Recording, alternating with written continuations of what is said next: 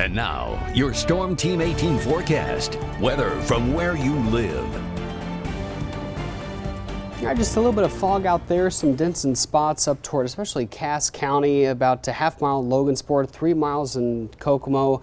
Otherwise, we're looking fairly good visibility-wise elsewhere. We're back in the lower 60s, upper 70s, but I want to get right to radar this morning as we are tracking another complex of showers and storms just to our west. I was looking at the latest satellite imagery, what we call long-wave infrared imagery, which basically looks at the cloud top temperatures, the tops of the clouds, and see how high they are, but they're actually starting to warm up and weaken. So that's a good news. Not going to be seeing strong storms, but eventually we'll start to see this move off to the east. But look at the cloudiness stretching from here all the way to Iowa. It'll be a cloudy morning for us. I'll kind of zoom in here, show more of a high resolution radar. But you can see storms are starting to move into Champaign. We are seeing a little outflow boundary, a little boundary here across southern portions of Tippecanoe County. But I want to give way to timing of the main complex, moving east at about 35-40 miles per hour. And it's going to reach Danville right at the state line at about 6:38 Eastern time. Lafayette at about 7:30, and then Frankfort at about 8 o'clock if it continues the trend of moving off to the east, but it won't likely be as strong as what it is now. It will likely start to dissipate as it moves eastward, as it's kind of been the trend over the last several days. But here's this little boundary you can see on radar stretching from Attica all the way down toward Linden, Darlington, Colfax, Clarks Hill, getting ready to cross over 52 and 65.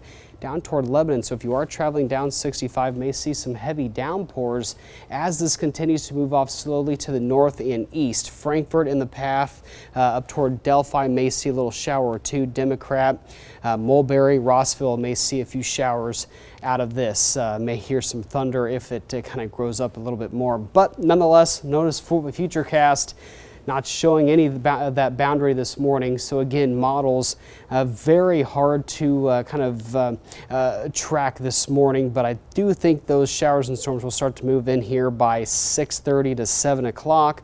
Big story though, and takeaway with Futurecast, will start to clear out by midday.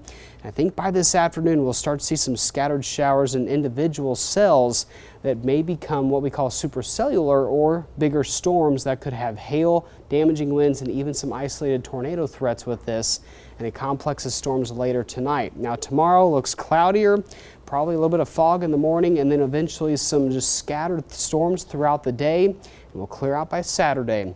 For the entire viewing area, level 2 slight risk, level 2 out of 5, damaging winds likely be the main threat. Some isolated flooding as well with some of the heavier storms, but can't rule out some isolated hail and an isolated tornado with some of these storms. So just stay weather aware really from here on out. If you do have any outdoor plans, keep an eye on the radar.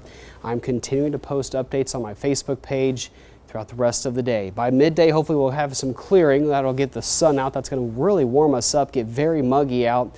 More scattered storms this afternoon, and then tomorrow we'll start off cloudy, and then more scattered storms tomorrow afternoon with highs only in the lower 80s. It's going to be dusty, kind of smoky right before the cold front moves through. That Saharan dust making its way back into the viewing areas we've talked earlier this week, but nonetheless we will see clear weather and still pretty warmer Saturday, Sunday, mid to upper 80s, lower humidity. That's the good news. Maybe an isolated storm Monday, Tuesday. We'll keep an eye on that, but for right now we're mainly focused on today and tomorrow's storms.